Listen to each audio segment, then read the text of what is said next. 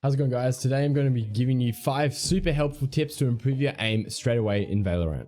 If any of these tips help you out, make sure to leave a like on the video to help the YouTube algorithm. You guys are going to want to stay tuned and watch the whole video because these tips are super important if you're going to want to improve your Valorant aim. So without further ado, let's get right into the video.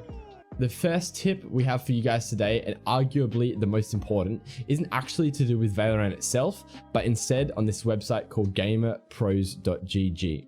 When starting to play a new FPS game, it is crucial that you guys convert your sensitivity from any other FPS games that you have been playing, whether that be Overwatch, CSGO, or Apex Legends, to the Valorant sensitivity.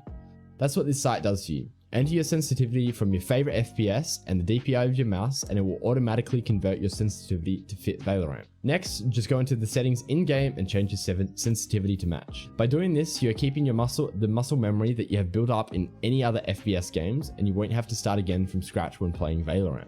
You'll be one step ahead of the curve when jumping into the game. Now that we've got the boring stuff sorted, we can get right into some of the advanced mechanics of the game. As you may already be able to tell, moving while shooting isn't a thing in Valorant. It causes your aim to be pulled off and your gun to spray wildly when shooting. This is when we introduce counter-strafing. Counter-strafing allows you to suddenly come to a stop after moving and have precision accuracy. Normally, letting go of the movement key is enough. However, in Valorant, the only way to have pitch-perfect aim is to be standing still.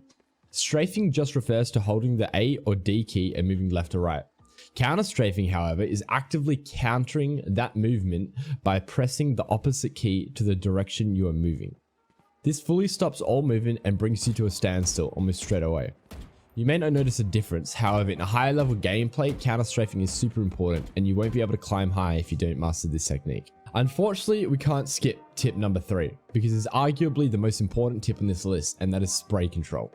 Taking 5 minutes out of your day or before games to learn the spray control of each weapon is vital in becoming a better aimer in Valorant. Unfortunately, there are no shortcuts in this step except for hard work and practice. Now, you don't have to memorize the spray pattern of every weapon, but just some of the most common weapons like the Vandal. Doing this will drastically improve your skill in Valorant because not many people can be bothered to put in the hard work and dedication that is required to memorize these patterns. If you do this, then you'll definitely be one step ahead of the players that you face. Step number 4 is all about crosshair placement. Now, you would think that professionals are the best aimers in the world. Well, that might be the case, but more often than not, the pros don't really have to aim.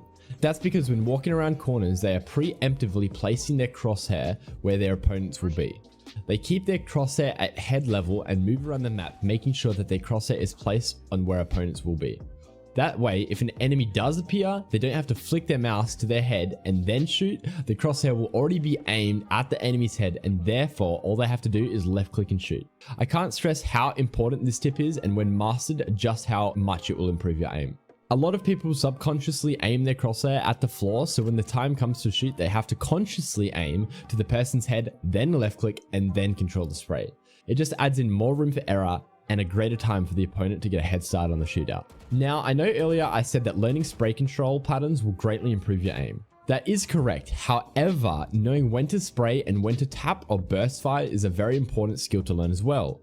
When an enemy is far away, you don't want to be showing off to your team your perfect spray control that you've been practicing because the chances are your spray control isn't perfect and you will miss a lot of bullets.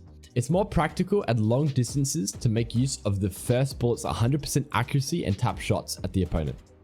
Because your first bullet is always 100% accurate, you can take advantage of that at long distances compared to holding down the left mouse button like your life depends on it.